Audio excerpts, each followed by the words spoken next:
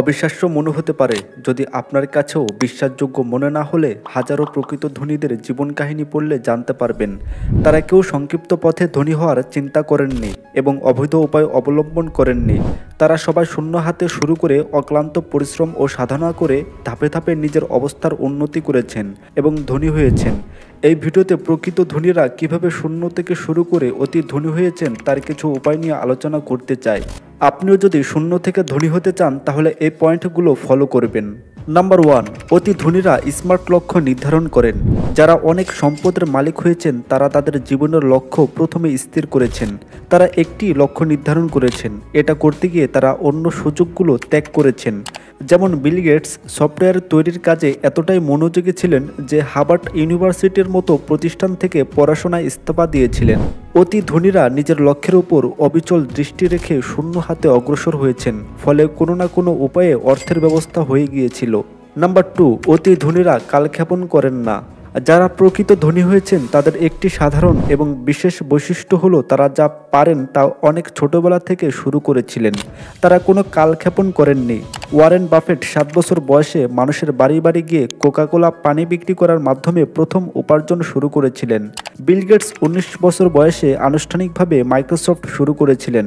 আবার mark Zuckerberg 19 বছর বয়সে ফেসবুক শুরু করেছিলেন। নাম্বার 3, অতি ধনীরা সমমানদের সাথে বন্ধুত্ব করেন। প্রকৃত ধনী ব্যক্তিগণ সমমনা ব্যক্তিদের সাথে নেটওয়ার্ক তৈরি করেন। তারা মনে করেন যারা বড় স্বপ্ন দেখেন তাদের সাথে বন্ধুত্ব করলে নিজেরও স্বপ্ন বড় হয়, জ্ঞান শেয়ার করা যায় এবং নিজেকে আপডেট রাখা যায়। তারা প্রায় সবাই নিজস্ব ক্ষেত্রের উপর অত্যন্ত দক্ষ একজন মেন্টর নিয়োগ করেন। নাম্বার 4, অতি ধনীরা সুযোগের অপেক্ষা না করে নতুন সুযোগ তৈরি করেন। যারা বিলিয়নিয়ার হয়েছেন তারা সবাই অনেকে বড় সমস্যার সমাধান করেছেন। তারা সাধারণভাবে সমাধান খোঁজেননি। তাদের কাজের মধ্যে বিশাল আকারের ইনোভেশন ছিল। এর মাধ্যমে নতুন অনেক কাজের সুযোগ তৈরি হয়েছে। যেমন বিলিয়নিয়ার ইলন মাস্ক গাড়ির তৈরির কথা যখন ভেবেছিলেন তখন গতানুগতিক চিন্তা করেননি। তিনি ভেবেছিলেন এমন ধরনের গাড়ি তৈরি করবেন যাতে প্রযুক্তিগত সুবিধা বেশি এবং জ্বালানি খরচ কম হবে।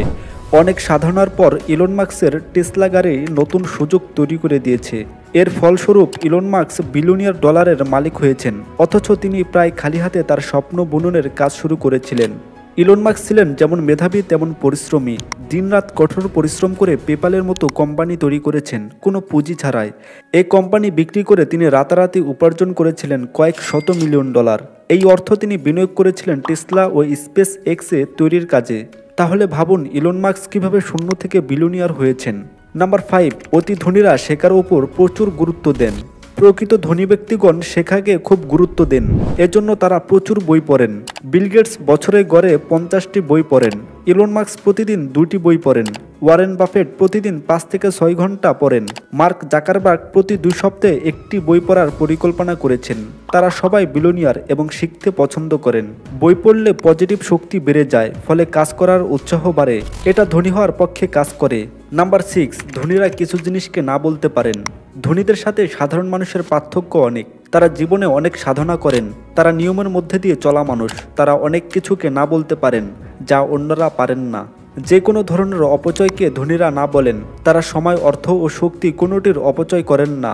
এই 3টির উপযুক্ত ব্যবহার তারা জানেন। কোনো দ্বিধা ছাড়া এই 3টির অপচয়কে না বলতে পারেন। ধনীরা ঋণকে না বলেন। তারা ঋণ না করে ভেঞ্চার ক্যাপিটালের উপর নির্ভর করেন। এতে দুটো সুবিধা। প্রথমটি হলো ব্যবসায়িক অংশীদার পাওয়া, যেখানে ঝুঁকি শেয়ার করা যায়। দ্বিতীয়টি হলো ঋণের জন্য কোনো সুদ গুনতে হয় না। ধনীরা অর্থ জমিয়ে রাখাকে না বলেন।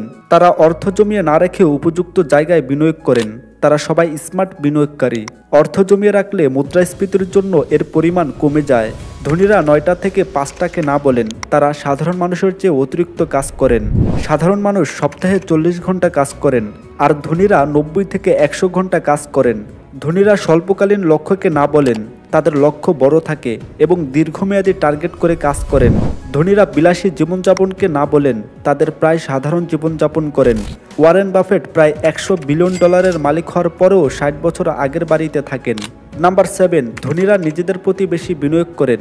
প্রকৃত ধনী ব্যক্তিরা এমন নিজেদেরকে দক্ষ করে গড়ে তোলেন যেখানে অনেক বেশি উপার্জন করা সম্ভব। এজন্য তারা তাদের কাজের জন্য নিজেদের প্রতি বেশি বিনিয়োগ করেন। তারা জানেন নিজে দক্ষ না হলে ভাড়া করা মানুষ দিয়ে আসলে কাজ হয় না। এ কারণে শুরুতে ছোট আকারে শুরু করার উদ্যোগকে অনেকবার চেষ্টা করার মাধ্যমে নিজেদেরকে দক্ষ করে গড়ে তোলেন এবং আত্মবিশ্বাস বাড়ান। নাম্বার 8, অতি ধনীরা স্কেলেবল ব্যবসা প্রতিষ্ঠা করেন। সব ব্যবসা প্রতিষ্ঠাকে হাইলি স্কেলেবল করা যায় না, এটা নির্ভর করে ব্যবসার ধরনের ওপর। যত বড় সমস্যাকে সমাধান করে কাস্টমারদের ভ্যালু প্রদান করা যাবে তত বেশি উপার্জন হবে এবং ব্যবসাও বড় হবে। যেমন বিল গেটস ব্যক্তিগত কম্পিউটারের পিসি অপারেটিং সিস্টেম তৈরি করে যে সমাধান দিয়েছেন তা পুরো পৃথিবীতে ছড়িয়ে গিয়েছিল, ফলে তিনি অনেক ধনী হতে পেরেছিলেন। নাম্বার 9, ধনীরা খুব মিতব্যয়ী। পৃথিবীতে যারা ধনী হয়েছেন তারা শুরু থেকে ধনী নন। ধনীদের 74%ই শূন্য থেকে শুরু করে নিজেদের চেষ্টার দ্বারা বিভিন্ন ধাপ অতিক্রম করে অতি ধনী হয়েছেন। প্রতিটি ক্ষেত্রে তারা ছিলেন মিতব্যয়ী। প্রয়োজনের অতিরিক্ত তারা কখনোই খরচ করেননি। এর অসংখ্য উদাহরণ রয়েছে বিভিন্ন মোটিভেশনাল বইয়ে। একটি ছোট্ট উদাহরণ দেই। ই-কমার্স জায়ান্ট অ্যামাজনের মালিক জেফ বেজোস বিলিয়নিয়ার হওয়ার পরেও 2013 সাল পর্যন্ত হোন্ডা অ্যাকর্ড গাড়ি ব্যবহার করেছেন। বেজোসের অ্যামাজনের মূল নীতি হল মিতব্যয়িতা। এ কারণে পৃথিবীর সবচেয়ে বড় ই-কমার্স কোম্পানি অ্যামাজন আর শ্রেষ্ঠ ধনী ব্যক্তি জেফ বেজোস। নাম্বার 10, অতি ধনীরা বিনিয়োগের ব্যাপারে খুব স্মার্ট।